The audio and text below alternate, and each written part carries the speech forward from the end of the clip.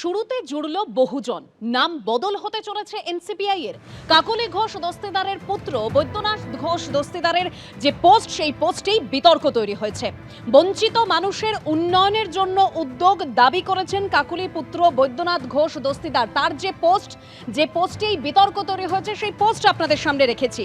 শুরুতে বহুজন জোড়া হয়েছে, তাহলে কি নাম বদল হতে চলেছে এনসিপিআই এর? 20 জন সাংসদ, আমরা জানি রাজ্যে পালা বদলের পর এই 20 জন সাংসদ তারা তৃণমূল থেকে এনসিপিআই তে যোগদান করেছেন। তবে কেন এই বিতর্কের সৃষ্টি হলো, আরো তথ্য আমরা জানবো আমাদের প্রতিনিধি কৃষ্ণেন্দু অধিকারীর কাছ থেকে। কৃষ্ণেন্দু,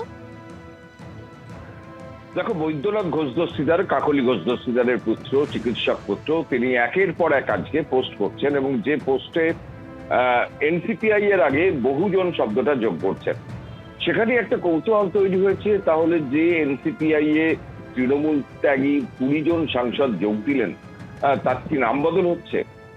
যদিও কাকলি ঘোষ দস্তিদারের পুত্র যেটা জানাচ্ছেন যে এটা একটা বহুজন মুভমেন্ট ট্রাস্ট এবং এই ট্রাস্টের শিক্ষা, স্বাস্থ্য, ক্ষমতায়নের লক্ষ্যে এটা কাজ করবে এবং মূলত তপশিলি জাতি, তপশিলি উপজাতি, ওবিসি, সংখ্যালঘু, এমনকি মহিলাদের, যারা পিছিয়ে পড়া, যারা বঞ্চিত মানুষদের কাজ করা হবে এই ট্রাস্টের দ্বারা, এমনটাই বলা হচ্ছে। এবং একাধিক কর্মসূচির কথা বলা হয়েছে, একে একে যোগ দেওয়ার কথা বলা হয়েছে। স্বাভাবিকভাবে কাকলি ঘোষ দস্তিদারের ছবি দিয়ে বৈদ্যনাথ ঘোষ দস্তিদার যে পোস্ট প্রকাশ্যে এনেছেন, একাধিক পোস্ট প্রকাশ্যে এনেছেন, তা নিয়ে একটা জল্পনা তৈরি হয়েছে। তাহলে কি এই যে এনসিপিআই, যে একটা অখ্যাত দল, যে দলের তৃণমূলের টিকিটে জেতা 20 জন সাংসদ আচমকাই তারা সেখানে যোগদান করেন এবং এনডিএর সহযোগী হিসেবে কাজ করার সিদ্ধান্ত নিয়েছেন, এবং সেই জায়গা থেকে তাহলে কি এনসিপিআই এর নাম বদল হবে, সেখানে কি বহুজন শব্দ যুক্ত হবে, এই জল্পনা আজকে রাজ্য রাজনীতিতে শোরগোল ফেলে দিয়েছে।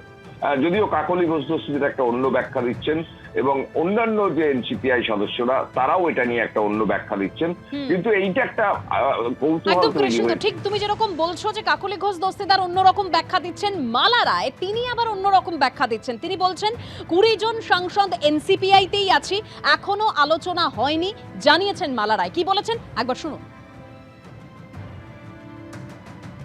আমার ঠিক জানা নেই।